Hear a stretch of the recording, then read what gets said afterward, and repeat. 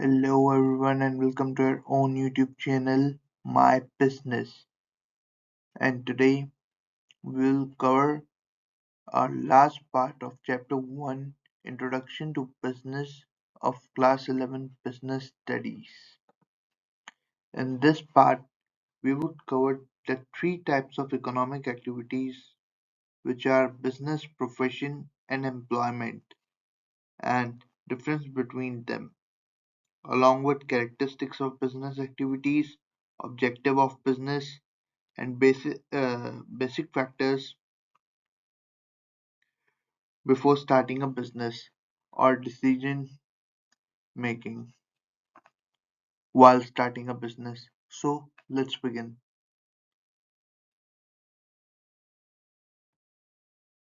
Types of economic activities. Everybody knows, अगर आपने पहले के 2 पार्ट देखे हैं तो उसमें मैंने आपको डिटेल वाइज समझाया है वो एक चार्ट जिसके अंदर हमने ह्यूमन एक्टिविटीज को बारीकी से समझा है। सो उसके हिसाब से इकोनॉमिक एक्टिविटीज को 3 पार्ट्स में डिवाइड किया गया है जो है profession, employment and business. So let's start. So now what's business? Business refers to the activities carried out with the primary objective of earning profit. It involves the production, buying and selling of goods and services to meet the need of customer. इस term की definition अब आपको समझाने की मुझे तो नहीं लगता कि जरूरत है क्योंकि यही हमारा मेन टॉपिक है बिजनेस स्टडीज। सो बिजनेस का मतलब होता है किसी भी बिजनेस एक ऐसी एक्टिविटी है जिसमें हम रेगुलर बेसिस पे product goods final consumable goods का प्रोडक्शन करते हैं, उन्हें खरीदते और बेचते हैं और हमारा पर्सनल मोटिव होता है प्रॉफिट अर्निंग का। As mentioned here, earning a profit, objective of earning a profit. Now we'll move on to profession. A profession involves the provision of specialized services based on expertise, skills, and knowledge. Professionals typically requires specific education, training, and qualification to practice. अब profession क्या होता है? Profession अपने आप में ही एक तरह से स्किल सेट, एक्सपर्टाइज और एक नॉलेज का ग्रुप होता है जो एक इंसान के अंदर होना चाहिए। ये सब चीजें होनी चाहिए उसके जैसे कि एक डॉक्टर है। डॉक्टर कोई अगर एमबीबीएस है तो वो खाली डॉक्टर है, लेकिन अगर वो किसी चीज का स्पेशलिस्ट है जैसे डेंटिस्ट हो गया, वो डेंटल स्पेशलिस्ट है। ऑन्कोलॉजिस्ट हो गया, वो कैंसर स्पेशलिस्ट होते हैं। कार्डियोलॉजिस्ट हो गए, वो हार्ट स्पेशलिस्ट होते हैं। सो वो प्रोफेशनली स्किल्ड है उस काम में, उनको एक्सपर्टाइज है, उनको नॉलेज है उस पर्टिकुलर ऑर्गन के बारे में और वो उसी को ट्रीट करने में मास्टर हैं, इसलिए उन्हें एक नाम, एक डिग्री दी गई है। इसका एक और एग्जांपल भी ले सकते हैं हम, जैसे कि लॉयर। लॉयर भी एक प्रोफेशन ही है। लॉयर, इंजीनियर, ये सारे के सारे प्रोफेशन है। लॉयर, इंजीनियर एंड डॉक्टर, ये प्रोफेशन के अच्छे एग्जाम्पल्स है। अगर आप लिख के आएंगे और डिटेल में एक लाइन में समझाएंगे तो बात अच्छे से समझ में आएगी एग्जामिनर को या इन्विजिलेटर को। So now moving on to employment. Employment refers to the state of being employed or having a job, typically in exchange for compensation. It is the condition in which individuals engage in work or services or tasks for an employer or organization. In employment relationship, individuals known as employees contribute their skills, time, and effort to perform duties specified by employer in return for wages, salaries, or other forms of remuneration. ये तो पढ़ते ही आपको समझ में आ गया होगा कि employment में है क्या। एम्प्लॉयमेंट में ज्यादा कुछ खास नहीं है। एम्प्लॉयमेंट है कि आप जाते हैं, आप किसी को सर्व करते हैं, किसी के अंडर काम करते हैं। आप कुछ भले ही आपके पास स्पेसिफिक स्किल सेट है, नॉलेज है, लेकिन आप किसी के लिए काम करते हैं, किसी को सर्व करते हैं और उसके बदले में आपको वेजेस मिलती हैं, सैलरी मिलती है, बोनसेस मिलते हैं और बहुत सारी चीजें इन एक्सचेंज। बेसिक मोटिव इसका होता है टू अर्न अ लाइवलीहुड। ये भी एक इकोनॉमिक एक्टिविटी है, इसलिए क्योंकि हम सर्व कर रहे हैं किसी को, तो बदले में वेजेस सैलरीज ले रहे हैं to earn a livelihood. So job का कॉमन एग्जांपल आप जैसे प्रोफेशन में हो गया, इंजीनियरिंग में मान लीजिए, इंजीनियर मैंने कहा था एक प्रोफेशन है, या आर्किटेक्ट भी एक प्रोफेशन है। लेकिन कोई बंदा अपने उसमें किसी प्रोजेक्ट में प्रोजेक्ट हेड है,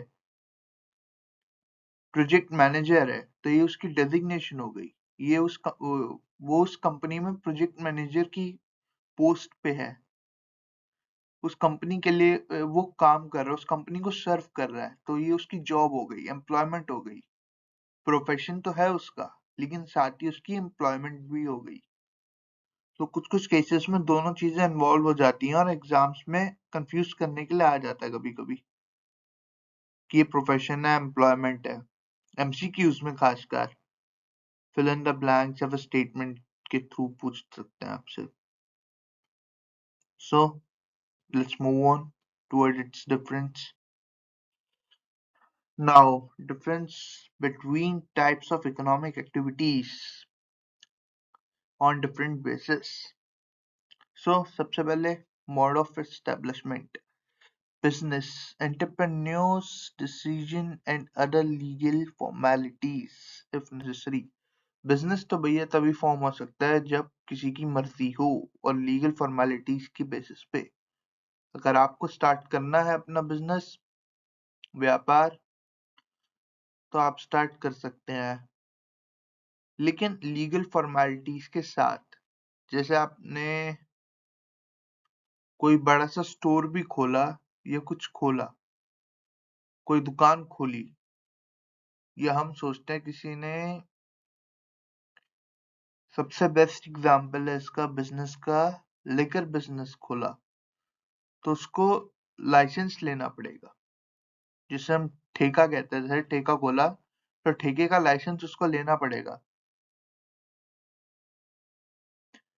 अब चलते हैं प्रोफेशन की ओर। यार इससे बेस्ट एग्जांपल आ नहीं रहा था अभी दिमाग में, तो इसलिए ठेका ही बोल दिया मैंने। Profession, membership of a professional body and certificate of practice।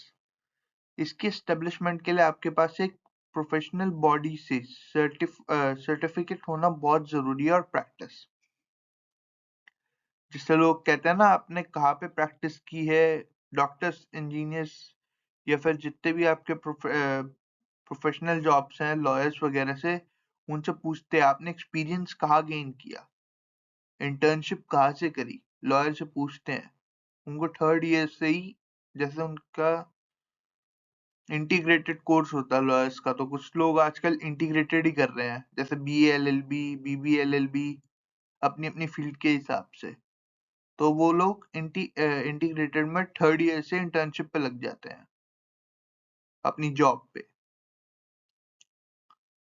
तो वो प्रैक्टिस भी साथ साथ करते रहते हैं, और एक सर्टिफाइड बॉडी से जब तक उन्हें सर्टिफिकेट नहीं मिलता, वो प्रोफेशनल नहीं कहलाते, वो लॉयर नहीं कहलाते, डॉक्टर नहीं कहलाते। अब next employment, appointment letter and service agreement. इसमें आपको जहां पे आप सर्व कर रहे हो वहां से अपॉइंटमेंट लेटर चाहिए और एक सर्विस एग्रीमेंट चाहिए, साफ साफ। चाहे आप वर्कर का काम कर रहे हो, चाहे मैनेजर का काम कर रहे हो, चाहे आप खुद सीईओ की पोस्ट पे अपॉइंट हो गए, आपको एक अपॉइंटमेंट लेटर और एक सर्विस एग्रीमेंट चाहिए कि आप इतने टाइम पीरियड के लिए हो, कॉन्ट्रैक्ट बेस पे हो, परमानेंटली हायर कर लिए गए हो कंपनी द्वारा, वगैरह वगैरह। अब nature of work, provision of goods and services to the public. Business का काम होता है गुड्स और सर्विसेज पब्लिक तक पहुंचाना। प्रोफेशन का काम होता है अपनी एक्सपर्ट सर्विसेज को प्रोवाइड करना। और एम्प्लॉयमेंट में होता है कि कोई एम्प्लॉय अपना काम कर रहा है कॉन्ट्रैक्ट और रूल्स ऑफ सर्विस के बेसिस पे। साफ साफ क्लियर है। तो बिजनेस में लोग सामान का आदान प्रदान करते हैं पब्लिक में। प्रोफेशन में लोग अपनी प्रोफेशनल स्किल्स का, जैसे कि कोई इंजीनियर है तो वो अपनी स्किल सेट से, जैसे कोई सिविल इंजीनियर है तो वो सिविल स्ट्रक्चर्स बना रहा है, लॉयर है तो वो केस लड़ेगा, डॉक्टर है तो इलाज करेगा, ट्रीटमेंट। और थर्ड जो है एम्प्लॉयमेंट, एम्प्लॉयमेंट में जो आपके साथ कॉन्ट्रैक्ट साइन हुआ है उसके बेसिस पे जो काम आपको दिया गया है आप वो करेंगे, जिसके लिए आपको कंपनी सैलरी और वेज दे रही है। क्वालिफिकेशन, बिजनेस में आपको किसी चीज की, यानी कि आप समझ लो no minimum qualification is necessary. Business कोई अनपढ़ जाहिल आदमी भी स्टार्ट कर सकता है, कोई पढ़ा लिखा ग्रेजुएट भी स्टार्ट कर सकता है। बिजनेस आपका अपना होता है, चाहे पार्टनरशिप में खोल लो, चाहे किसी के साथ, चाहे एक पार्टनर हो 100 पार्टनर हो। बिजनेस के लिए कोई आपको ये नहीं पूछेगा कि आपकी एजुकेशनल क्वालिफिकेशन कितनी है। बस आपको ध्यान क्या रखना है, लीगल फॉर्मेलिटीज पूरी होनी चाहिए और जो बिजनेस है वो आपकी अपनी मर्जी से खुलता है। ऊपर के 2 पॉइंट मैं समराइज कर देता हूँ क्योंकि इसमें 8 पॉइंट है, तो हम 4-4 करके समराइज करके चलेंगे। अब next, qualification in profession, expertise and training in a specific field is must। अब जिस फील्ड के भी आप प्रोफेशनल हो उसमें एक्सपर्टाइज और ट्रेनिंग आपके पास होनी चाहिए। अब मूविंग टुवर्ड एम्प्लॉयमेंट, एम्प्लॉयमेंट में qualification and training as prescribed by employer. अब जैसे एम्प्लॉयर को चाहिए आपको वैसा ही ढलना पड़ेगा भैया, यानी कि जैसी क्वालिफिकेशन, जो क्वालिफिकेशंस आपका एम्प्लॉयर मांगता है, जैसा वो चाहता है कि आप उसे सर्व करो, आपको वैसी ही क्वालिफिकेशंस या उसकी ही उम्मीदों पे खरा उतरना पड़ेगा। अब रिवॉर्ड या रिटर्न, आपको रिवॉर्ड क्या मिलता है, रिटर्न में क्या मिलता है। बिजनेस में साफ सीधी बात है, शुरुआत से हम पढ़ते आए हैं प्रॉफिट अर्निंग है। प्रोफेशन में प्रोफेशनल फी है, जैसे कि हमने किसी के लिए अपना काम किया, उसने हमें फी भी दी। जैसे हम एक इंजीनियर का, सिविल इंजीनियर का ही मैं एग्जांपल लेके चल रहा हूँ यहाँ, डॉक्टर का हटा देते हैं। जैसे इंजीनियर है, उसने बिल्डर के लिए एक अपार्टमेंट डिजाइन किया, किसी भी इंजीनियर ने, तो इंजीनियर ने अपनी फीस ली और अपार्टमेंट का डिजाइन या अपार्टमेंट का पूरा वर्क उसको दे दिया। यही कह सकते हैं लॉयर ने अपना केस लड़ा और अपनी फी ली, और एम्प्लॉयमेंट में आपको मिलती है सैलरी और वेजेस। चलो अब पहले के 4 पॉइंट दोबारा रिवाइज करते हैं।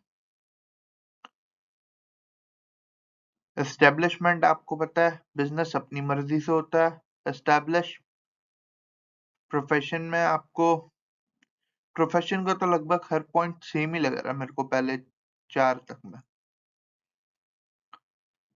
मेंबरशिप चाहिए आपको एक प्रोफेशनल बॉडी की और सर्टिफिकेट ऑफ प्रैक्टिस।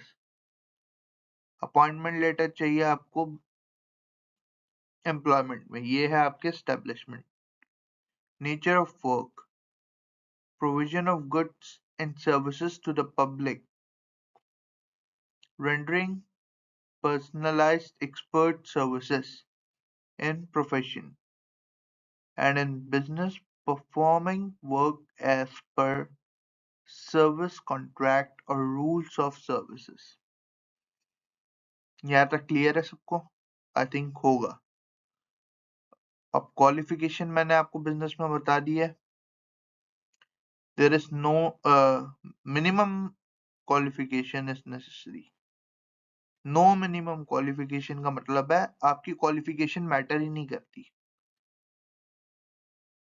प्रोफेशन में आपको एक्सपर्टाइज और ट्रेनिंग होनी जरूरी है उस स्पेसिफिक फील्ड में।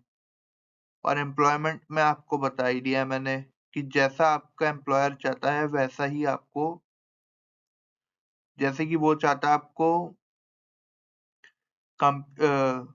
डेस्कटॉप चलाना आए, जैसे एमएस ऑफिस आए, आपका काम है डाटा एंट्री का, तो वो चाहता है आपको एमएस एक्सेल अच्छे से आए, एडवांस एक्सेल के साथ। बस उसकी इतनी रिक्वायरमेंट है आपसे, तो आपको आना चाहिए। बस यही आपकी क्वालिफिकेशन मांगी जाएगी। और रिवॉर्ड आपको पता ही है, प्रॉफिट, बिजनेस में प्रॉफिट, प्रोफेशन में प्रोफेशनल फी एंड एम्प्लॉयमेंट में सैलरी। कैपिटल इन्वेस्टमेंट, अब बिजनेस में तो कैपिटल इन्वेस्ट होता है और ये डिपेंड करता है बिजनेस के साइज पे। प्रोफेशन में limited capital needed for establishment और एम्प्लॉयमेंट में कोई कैपिटल रिक्वायर नहीं होता। एग्जाम्पल बता देता हूँ। बिजनेस आप सेटअप करते हो, कोई भी दुकान खोलते हो, पैसा लगता है। आप अपनी एजुकेशन क्वालिफिकेशन करते हो प्रोफेशन में, तो वहां पे भी आपका पैसा लगता है एक्सपर्टाइज तक हासिल करने में। एम्प्लॉयमेंट में तो आप सर्व कर रहे हो, तो आपको पैसा लगाने की क्या जरूरत है, आपको पैसा मिलेगा, इसलिए यहाँ पे no capital required. Risk, business में रिस्क होता है, profit are uncertain and irregular risk is present. जरूरी नहीं है कि हर बार प्रॉफिट ही होगा, कभी भी लॉस हो सकता है भाई। हमने पढ़े हैं, पिछली वीडियो में हमने यही पढ़ा।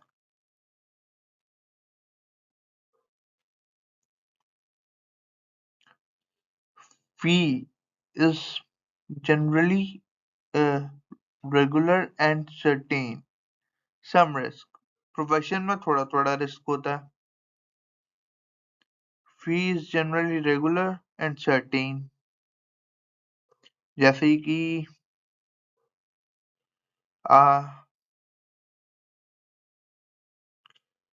कभी किसी लॉयर के पास केस आता है, कभी नहीं आता, कभी डेट आगे बढ़ जाती है, क्योंकि लॉयर हमेशा डेट पर ही पैसे लेते हैं। मोस्टली लॉयर्स जब भी उनकी डेट होती है, सुनवाई जिसे कहते हैं, जब भी होती है तभी अपने उससे पैसे लेते हैं। अब नेक्स्ट आता है एम्प्लॉयमेंट में, फिक्स्ड एंड रेगुलर पे, नो रिस्क।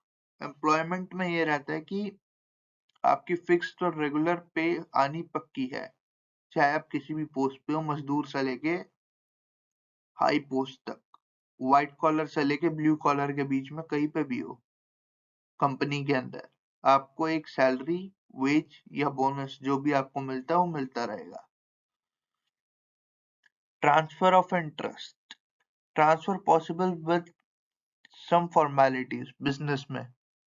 अब बिजनेस में क्या है यार, एक जगह दुकान नहीं चली, चलो इसको शिफ्ट कर देते हैं, अब बंद नहीं करनी तो या फिर एक और ब्रांच खोल देते हैं। अगर दुकान चल गई है तो एक और ब्रांच खोल देते हैं किसी मशहूर इलाके में। तो इसे कहते हैं transfer possible with some formalities. Profession में आपको तो अपनी सर्विसेज देनी है, तो ट्रांसफर कैसा, नॉट पॉसिबल। एम्प्लॉयमेंट में फिर वही केस, नॉट पॉसिबल, आप बंधे हुए हो कॉन्ट्रैक्ट से। अब code of conduct, no code of conduct is required in business या प्रिस्क्राइब्ड इन बिजनेस। बिजनेस में कोई रूल नहीं है, कोई रूल प्रिस्क्राइब नहीं है बिजनेस में। प्रोफेशन के अंदर professional code of conduct is to be followed. अब professional code of conduct basically होता है रूल्स। प्रोफेशनल रूल्स जो होते हैं उन्हें फॉलो करना पड़ता है। अब जैसे डॉक्टर्स के भी कुछ रूल्स होते हैं कि भैया इससे ज्यादा आप नहीं कर सकते, इससे ज्यादा मिलीग्राम की दवाइयां आप नहीं दे सकते पेशेंट को, अगर पेशेंट इस लेवल पे है तो। जैसे 16 साल की उम्र के पेशेंट को आप टाइप एच मेडिसिन नहीं दे सकते, 16 साल की उम्र के बाद दे सकते हैं, ऐसे ऐसे रूल्स। और एम्प्लॉयमेंट में नॉर्म्स और behaviour laid down by the employer are to be followed. अब यहाँ पे है norms of behaviour laid down by the employer are to be followed. Norms का मतलब भी रूल्स एंड रेगुलेशन ही होता है।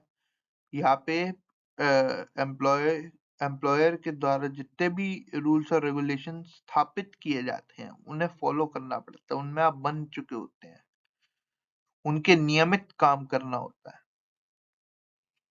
यार कई कई जगह पे मुझे पूरी हिंदी पता है और कई कई जगह पे मैं ही कंफ्यूज हो रहा हूँ, कैसा बताऊं। खैर 5 6 7 8 दोबारा बताते हैं, इस बार एक एक करके बताता हूँ। कैपिटल इन्वेस्टमेंट बिजनेस में साइज के अकॉर्डिंग चाहिए, प्रोफेशन में कम चाहिए, एम्प्लॉयमेंट में चाहिए ही नहीं। रिस्क बिजनेस में इरेगुलर है, कभी भी हो सकता है और कितना भी हो सकता है बिजनेस के साइज के अकॉर्डिंग, ये भी एक एक्स्ट्रा पॉइंट है। प्रोफेशन, प्रोफेशन में थोड़ा सा रिस्क है, क्योंकि जरूरी नहीं है आपसे ही काम करवाया जाए, लोग दूसरे डॉक्टर्स या दूसरे लॉयर्स के पास भी जा सकते हैं यार, एक ही लॉयर थोड़ी है पूरी दुनिया में। अब नेक्स्ट, एम्प्लॉयमेंट में कोई रिस्क नहीं है, आपके पास फिक्स वेज आती रहेगी, फिक्स सैलरी आती रहेगी।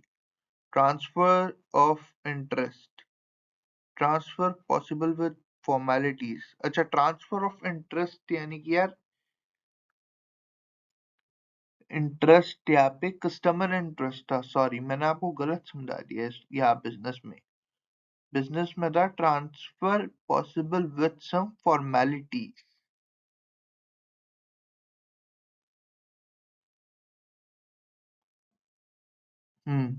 ट्रांसफर पॉसिबल है, यहाँ पे ट्रांसफर पॉसिबल नहीं है, यहाँ पे भी ट्रांसफर पॉसिबल नहीं है। प्रोफेशन और एम्प्लॉयमेंट, बिजनेस में ट्रांसफर ऑफ इंटरेस्ट पॉसिबल है। अब कोड ऑफ कंडक्ट यानी कि रूल्स या फिर नॉर्म्स जिन्हें हम कहते हैं, बिजनेस में कोई रूल्स नहीं है, अगर आपका खुद का है तो जो चाहे जैसे चाहे वैसे चलाओ भाई, धंधा अपना,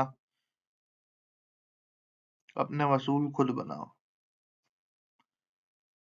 प्रोफेशन, प्रोफेशन में आप लोग भाई एक रूल से घिरे हुए हो कि इस सीमा रेखा को नहीं लांघना, और वही हाल आपका एम्प्लॉयमेंट में है।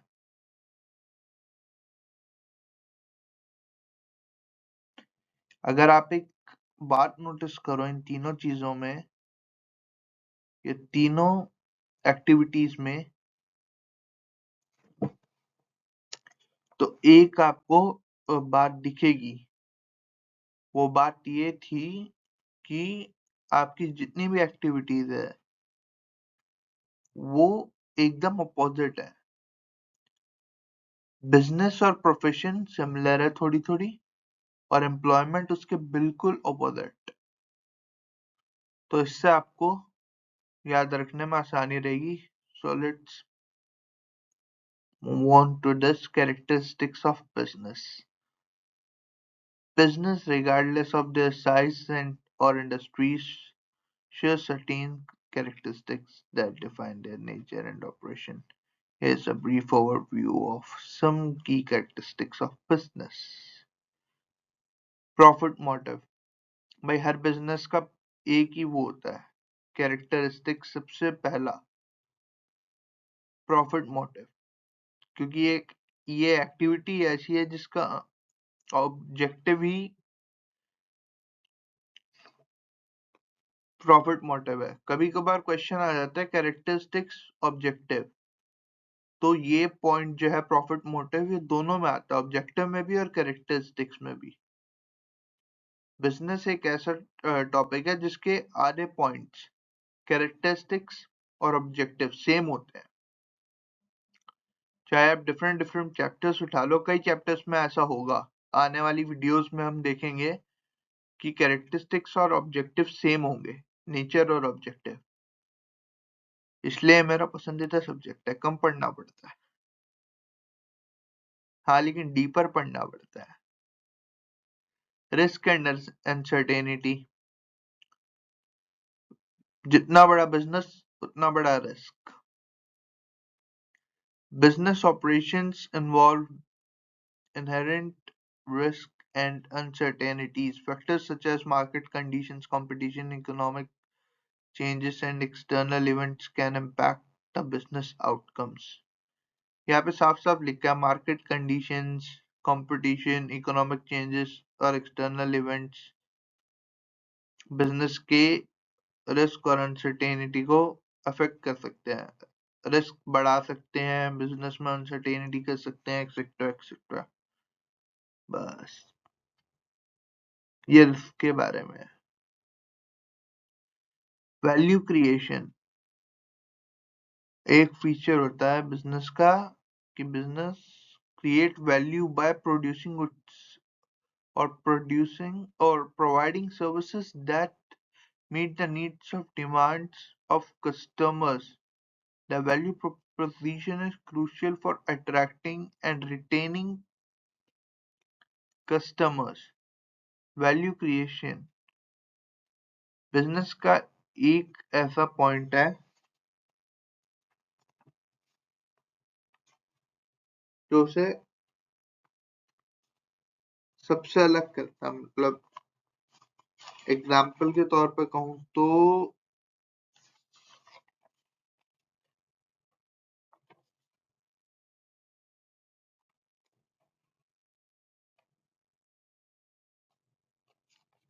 ब्रांड बिल्डिंग आप कह सकते हो वैल्यू क्रिएशन में, या फिर मार्केट में स्टैंड आउट। जैसे 4 दुकानें हैं, चारों मिठाइयों की है, लेकिन चारों में से आपकी अच्छी चल रही है। क्यों? क्योंकि आप सबसे अच्छी क्वालिटी दे रहे हो, अपना बेस्ट दे रहे हो, ये बेस्ट सर्विसेज प्रोवाइड कर रहे हो, आपके एम्बियंस अच्छा है रेस्टोरेंट का, आपके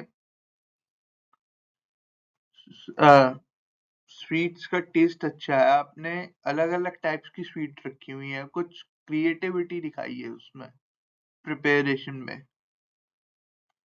जैसे लोग आजकल एक्सपेरिमेंट करते ही रहते हैं यार, चॉकलेट बर्फी, काजू चॉकलेट, ये वो फलाना ढिकाना। वैसी exchange of goods and services, ये तो हम पढ़ ही चुके हैं।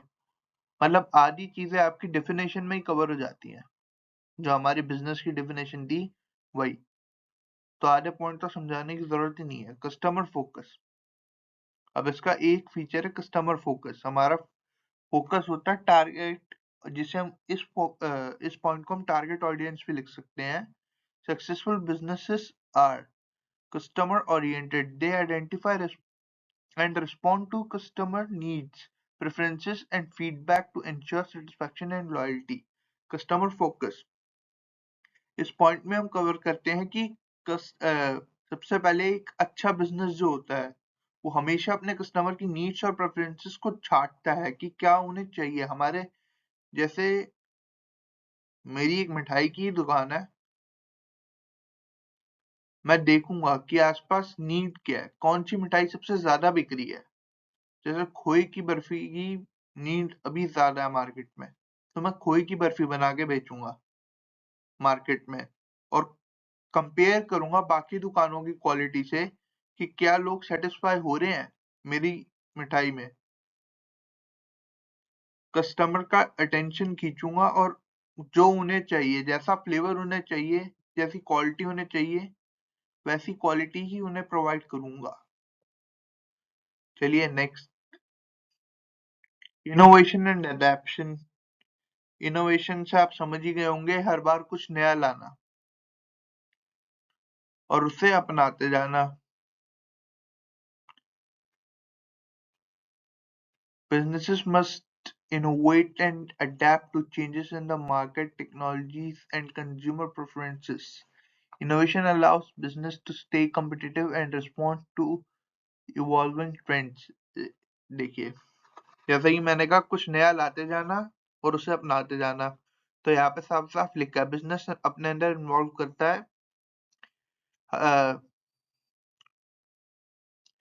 business must innovate and adapt to changes in the market, technology। Business को लगातार मार्केट, टेक्नोलॉजी और कंज्यूमर प्रेफरेंसेस के बदलते रुख को अडॉप्ट करना चाहिए और कुछ नया करना चाहिए, जिससे कि वो मार्केट में कॉम्पिटिटिव रहे। जैसे हल्दीराम है, या फिर और भी कई बड़े ब्रांड्स हैं, बीकानेर वाला, बिट्टू टिक्की वाला, ऐसे सारे ये जो आउटलेट्स हैं जो आपको स्ट्रीट फूड टाइप देते हैं, ये बहुत ही कॉम्पिटिटिव है। हालांकि और भी कई आउटलेट्स खुल चुके हैं इनके कंपटीशन में, जो इन्हें compete कर रहे हैं आज लिटरली। तो वो क्या कर रहे हैं, वो नई टेक्नोलॉजी को, मार्केट को और कंज्यूमर प्रेफरेंसेस को ध्यान में रखते हुए अडॉप्ट करते जा रहे हैं नई चीजें। और continuous operation next feature. Continuous operation भी हम डेफिनेशन में पढ़ ही चुके हैं कि भाई रेगुलर बेसिस पे काम होता है, तो इसको भी इतना लंबा खींचने की जरूरत नहीं है। अब अब आता है ऑब्जेक्टिव्स ऑफ बिजनेस। ऑब्जेक्टिव्स देखा, सबसे पहला पॉइंट प्रॉफिटेबिलिटी। मैंने कहा था ऑब्जेक्टिव्स और वो सेम ही होते हैं, characteristics mostly. Objectives. One of the primary objectives of most business is to generate profit. Profit is essential for sustainability and growth. It allows a business to reinvest in itself, pay dividends to shareholders, and expand operations. जाहिर सी बात है भाई, हर एक business का वो होता है कि प्रॉफिट जनरेट करे और ग्रो करे, मार्केट में ग्रो करे और अपने आप को बनाए रखे, और साथ ही के साथ जो पैसा उठाया है मार्केट से बिजनेस को खड़ा करने के लिए, वो लोन वगैरह भी चुकाता रहे। Market share. Business often strive to increase their market share, which is the portion on the total market that the company controls. This can be achieved through effective marketing, competitive pricing, and product differentiation. अब इसके बाद आता है market share. Market share में क्या point इसने कहा है, business often strive to increase their market share. Business को अपना मार्केट शेयर भी इंक्रीज करना चाहिए। जैसे कहा ना मैंने कि 4 दुकानें हैं, चारों मिठाई की एक इलाके में, एक मेरी है, बाकी 3 है। तो मैं ऐसा क्या करूं कि मेरी दुकान की तरफ लोग ज्यादा अट्रैक्ट हो। तो उसमें ये पॉइंट कवर हो गया कि market share, competitive pricing, product differentiation, effective marketing strategies के थ्रू अपना मार्केट शेयर बढ़ाना। मार्केट शेयर यानी कि मार्केट में अपनी पकड़ ज्यादा मजबूत करना। इनोवेशन भी आप समझ ही चुके, नई चीजें लाना और उन्हें अडॉप्ट करते जाना बिजनेस में आगे तरक्की के लिए। सोशल रिस्पॉन्सिबिलिटी, जिसे हम BENCSR कहते हैं, business enterprise and corporate social responsibilities, sorry, social responsibilities को अब CSR भी कहते हैं, जो कि मैंडेटरी हो गई है, गवर्नमेंट द्वारा मैंडेटरी कर दी गई है। अब ये होती क्या है, मैं आपको ये बता देता हूँ। सोशल रिस्पॉन्सिबिलिटी यानी कि अब कोई भी बिजनेस है, जैसे कि प्रोडक्शन का बिजनेस भी है, तो वो नेचर से ले रहा है ना सब कुछ। प्रोडक्शन का बिजनेस है, जब तक वो कंज्यूमेबल गुड में कन्वर्ट नहीं होता, वो कुछ ना कुछ प्रकृति से या फिर सोसाइटी से ले ही रहा है। सो उसका एक फर्ज ये भी तो बनता है कि वो सोसाइटी को या प्रकृति को कुछ दे। तो सोशल का मतलब सोसाइटी, सोसाइटी से ले रहा तो सोसाइटी को कुछ देगा भी। ये नहीं कि भाई तुमसे लिया फिर तुम कौन और हम कौन। Many businesses recognize the importance of the corporate social responsibilities (CSR). This involves the conducting business ethically, contributing to the community, and minimizing negative environmental impact. Social responsibilities can enhance a company's reputation and build trust with customer. इसके अंदर example आ सकते हैं, जैसे कुछ companies charity events करती हैं, कुछ कुछ कंपनीज मेडिकल कैंप्स लगा देती हैं गरीब गांव वालों के लिए। अगर उनके गांव के पास किसी ने फैक्ट्री खोली है और समझ लो उस फैक्ट्री में कुछ प्रोड्यूस होता है जिससे धुआं निकलता है, और वो धुआं खतरनाक हो सकता है, तो किसी की तबीयत वगैरह खराब ना हो या फिर पॉल्यूशन कंट्रोल रहे, उसके लिए मेडिकल कैंप्स, पॉल्यूशन कंट्रोल, ये सब सोशल रिस्पॉन्सिबिलिटीज जो उनकी होनी चाहिए, ध्यान में रखकर चलना चाहिए उन्हें। वो ऐसे अपनी एक्टिविटीज परफॉर्म करते रहते हैं। Employee satisfaction and development. अब भाई जब एम्प्लॉय सेटिस्फाई नहीं होगा तो डेवलपमेंट कैसे होगी? इस पॉइंट में ये creating a positive work environment, fostering employee satisfaction and investing in employee development contribute to a motivated and skilled workforce. This in turn will enhance productivity and innovation. As I told you, यहाँ पे लिखा है साफ साफ कि employ को satisfy करो, उसको पॉजिटिव वर्क एनवायरनमेंट में रख के, उसको उसकी नीड्स को समझो कि एम्प्लॉय को क्या चाहिए।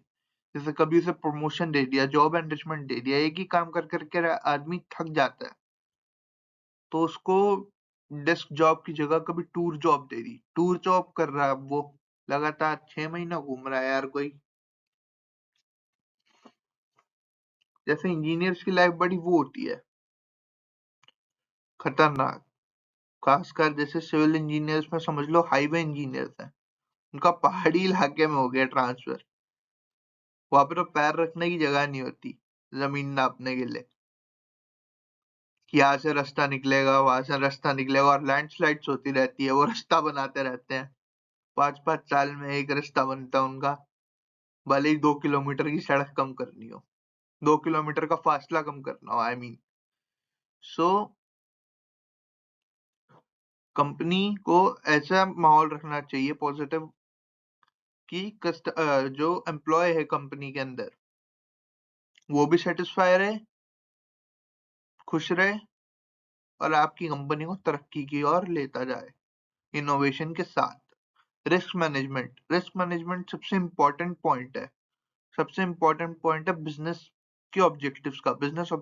Business aim to identify, assess, and manage risk effectively. This includes financial risk, operational risk, and external factors that could impact the business. Risk management में आप लोग आइडेंटिफाई करते हो, एसेस करते हो और मैनेज करते हो रिस्क को। This include financial risk, operational risk and external factors. ये हर टाइप के रिस्क को, ऑपरेशनल हो चाहे फाइनेंशियल हो, कैसा भी रिस्क हो, उसको समझकर, उसको जानकर, उसको एनालाइज करके उससे कैसे डील करना है, ये रिस्क मैनेजमेंट के अंडर आ जाता है आपका। चलिए move on to next slide. Factor affecting business decision. ये टॉपिक कुछ हटके है। ये टॉपिक डेफिनेशन वगैरह के ऊपर नहीं है। ये है कि जब हम एक बिजनेस सेटअप कर रहे होते हैं तो हमें किन किन चीजों का ध्यान रखना चाहिए। सो शुरुआत से ही पढ़ते हैं। Starting a business involves careful planning and consideration of various factors to increase the likelihood of success. Here are some basic factors to consider before starting a business. Market research. Identify your target market and understand its needs and preferences. Assess the demand for your product or services. Analyze the competition and identify your unique selling proposition. सबसे बड़ी बात है अपनी identify your target market and understand its needs and preferences. सबसे पहले अपनी audience को पहचानो कि उनकी नीड्स क्या है, उनकी प्रेफरेंसेस क्या है और तुम्हें कहाँ सामान बेचना चाहिए, ये सब जानो। फिर कितनी डिमांड है। अब जैसे आज मीठा खाने का ही मन कर रहा है, मिठाई का ही नाम ले लेता हूँ यार। अब जैसे मैंने मिठाई की दुकान खोली, ठीक है, मैं देखूंगा कि अभी सीजन क्या चल रहा है उसके जैसे अभी वेडिंग सीजन चल रहा है तो मैं जो वेडिंग सीजन के दौरान लोग देखे जाते हैं ना शादी की मिठाई में लड्डू हो गए, गुड़ के तोशे हो गए यार, ये सब वगैरह, वो सब बनाना शुरू करूंगा। टारगेट ऑडियंस रखूंगा कि कितने मेरे को अपनी दुकान पे रखने चाहिए एज ए सैंपल, और बाकी सारी मिठाइयाँ। नीड्स प्रेफरेंसेस क्या है लोगों की, टेस्ट क्या है, वो क्या कैसी प्रोडक्ट और कैसी सर्विसेज आपसे एक्सपेक्ट करते हैं, और कंपटीशन क्या है, कैसा है मार्केट में, तगड़े वाला है या फिर ठीक ठाक है। और यूएसपी को एनालाइज करूंगा, यानी कि यूनिक सेलिंग प्रोपोजिशन, ना ज्यादा सस्ता ना ज्यादा महंगा, जो हर कोई अफोर्ड कर सके। Business idea. अपने बिजनेस आइडिया को क्लियरली डिफाइन करो। Assess the feasibility and viability of your business concept.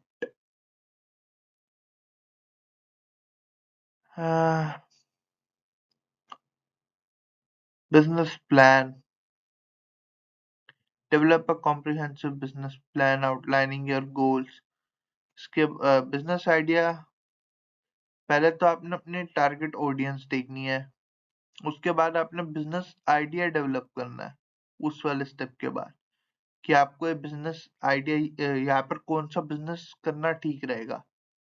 जैसे समझ लो मिठाई वाला बिजनेस आपको लगता है यहाँ पे नहीं करना चाहिए, यहाँ पर मुझे सैलून का बिजनेस करना चाहिए, उसकी ज्यादा डिमांड है क्योंकि आसपास कोई सैलून नहीं है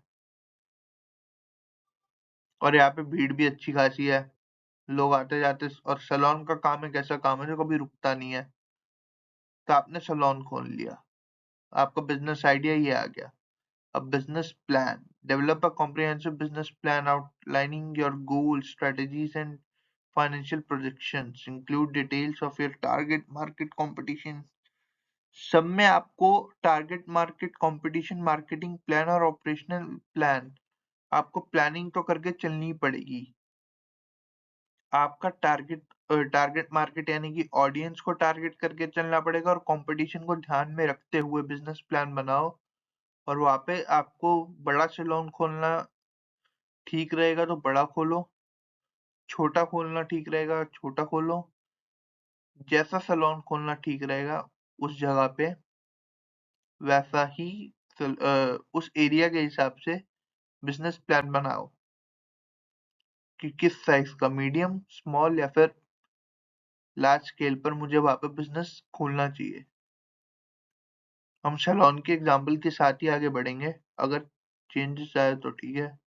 अब लीगल स्ट्रक्चर्स में समझ ही गए होगे आप। अगर कोई लीगल आपको चाहिए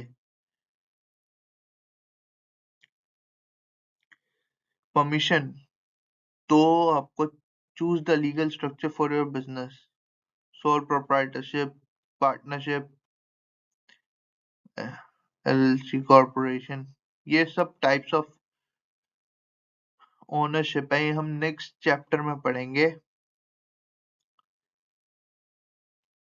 जो कि चैप्टर 2 ऑफ क्लास 11th। ठीक है गाइस, ये है legal structure of a business. आप अकेले सोल प्रोप्राइटरशिप वैसे होती है, आप अकेले बिजनेस खोलना चाहते हो, और पार्टनरशिप होती है या किसी के साथ पार्टनरशिप में। ये लीगल स्ट्रक्चर है। और understand the legal and regulatory requirements for your industry and location. जैसे कि वहां पे नाई की दुकान खोलने पे कोई बैन वैन तो नहीं है कहीं इस वजह से नाई की दुकान ना हो, ये वो फलाना ठिकाना, या आपको कोई लैंड इशू ना हो, या फिर जहाँ पे आप दुकान खोल रहे हो उस लैंड पे कोई डिस्प्यूट ना हो रहा हो, ये सब देखना। अब फाइनेंस, फाइनेंस यानी कि भाई पैसा भी तो चाहिए। Estimate startup cost and create a budget. Explore funding options such as personal savings, loans, investors, or grants. Set pricing strategies and establish financial management practices. भैया सबसे पहले एस्टिमेट करो कितना चाहिए आपको पैसा, आपके बिजनेस साइज के अकॉर्डिंग। उसके बाद कहाँ कहाँ से आप पैसा ला सकते हो, सोर्स क्या है। फिर प्राइसिंग स्ट्रेटजी सेट करो और अपना फाइनेंशियल मैनेजमेंट प्रैक्टिसेस को इम्प्लीमेंट करो। यानी कि आपने चूज कर लिया है कि आपको पैसा कैसे रेज करना, उसके बाद वहां जाओ और वहां से पैसा उठाओ। Location, choose a suitable location. ये तो आपने बिजनेस प्लान जब स्टार्ट कर रहे थे तभी उस पार्ट में देखना चाहिए था। अब जैसे आपने ये सब देख लिया, समझ लो आपने दो लोकेशन चुनी थी, ए और बी। आपको ए में जगह मिल रही है, मतलब उसी लोकेलिटी में ए और बी मिलती, ए में आपका रेंट कम लग रहा है और बी में ज्यादा, तो आप ए को चूज करोगे। ये भी हो सकता है, ऐसे भी लोकेशन को हम देख सकते हैं। और भी कई तरीके के होते हैं लोकेशन से related. Choose a suitable location for your business based on target market accessibility and zooming regulation. Consider whether a physical location is necessary or if you can operate online.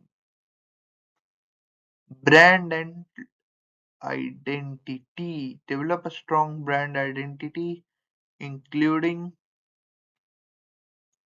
a memorable business name and logo. Consider your brand positioning and how it aligns with your target audience. Okay guys, उसके बाद brand और identity build करना अपना, market में नाम बनाना, एक लोगो बनाना जिससे कि आपकी पहचान हो सके, और अपने टारगेट ऑडियंस को अपनी तरफ अट्रैक्ट करना, खींचना, जिससे कि वो आपको पहचाने। Next, technology and infrastructure. यहाँ पे आपको कैसा इंफ्रास्ट्रक्चर चाहिए, क्या टेक्नोलॉजी आपके पास होनी चाहिए। Determine the technology and infrastructure needed for your business operations. Marketing and sales, यहाँ पे आपको कैसे मार्केट को हैंडल करना और सेल्स को। Develop marketing strategies to promote your products और services. Consider how you will generate sales and reach your target audience. अब मार्केटिंग स्ट्रेटजी आप जनरेट करोगे जिससे कि आपकी सेल्स बेटर हो सके।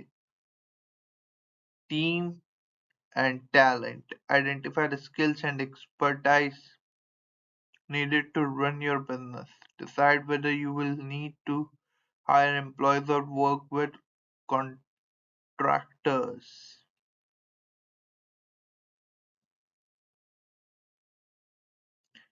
अब आइडेंटिफाई कर लो भाई कि तुम्हें एक्सपर्टाइज बंदे चाहिए या फिर तुम लोग काम करोगे अपने कॉन्ट्रैक्ट बेस पे। जैसे कुछ लोग हायर कर लेते हैं बंदों को सिखाने के लिए। आपको सैलून का सारा काम आता है, लेकिन आपके पास कोई आ गया सीखने के लिए, आपने उसको रख लिया काम पे, फिर वो काम छोड़ के चला गया जब उसने अपना काम निकाल लिया, यानी सीख लिया आपसे सब। ये हो सकता है contract based type,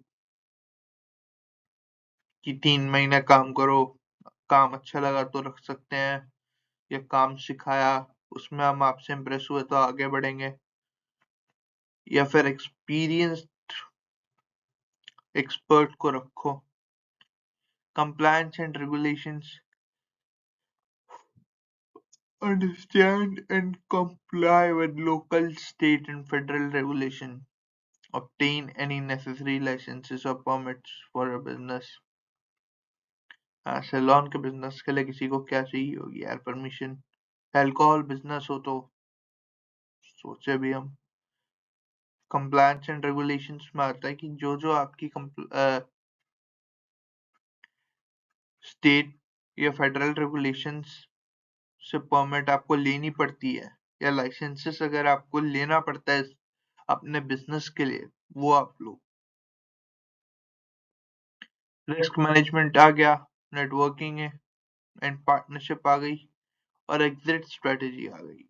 risk management आपको पता ही है, नेटवर्किंग एंड पार्टनरशिप आ गया कि build a network of contact with in your industry. जैसे कि कहीं पे आपको काम की पार्टनर की जरूरत पड़ गई, या फिर आपका नुकसान हो रहा है, लेकिन आपको लगता है कि इस आदमी के साथ पार्टनरशिप कर लूंगा, इसका नाम अपने नाम के साथ जोड़ लूंगा, तो भाई बात बन जाएगी, मेरा एक स्ट्रॉन्ग नेटवर्क बन जाएगा, या मेरी कंपनी राइज कर जाएगी जो डूब रही है, या फिर जो अभी ग्रो कर रही है वो और अच्छे से ग्रो करेगी। एक्सप्लोर पोटेंशियल पार्टनरशिप्स और collaborations that can benefit your business. बस। एग्जिट स्ट्रेटेजी आपको समझ ही आ रहा है। Consider your long term goals and develop your exit strategy. Determine how you might sell the business or transition out in the future। अगर आपका business नहीं चलता है, या फिर आपको लगता है कि ये बिजनेस ठीक नहीं चला यार, अच्छा नहीं हुआ ये, तो आप बिजनेस छोड़ भी सकते हैं, या कैसे आपको बिजनेस को वाइंड अप करना है, क्लोज करना है, या सेल ऑफ कर देना है, ट्रांसफर करना है किसी और को, उसकी भी स्ट्रैटेजी आप लॉन्ग टर्म प्लान में बना के रख सकते हैं। सो गाइस, आज की वीडियो में बस इतना ही था। हमारा चैप्टर 1 हो गया है कंप्लीट। मैं इसके नोट्स नीचे डिस्क्रिप्शन में ऐड कर दूंगा एक पीडीएफ बना के, वहां से आप इस सारे नोट्स पढ़ सकते हैं। और जब तक इंतजार करिए नेक्स्ट वीडियो का। Thank you guys for watching. Please like the video, comment on the video for improvement, and share the video for more subscriptions, and have a nice day.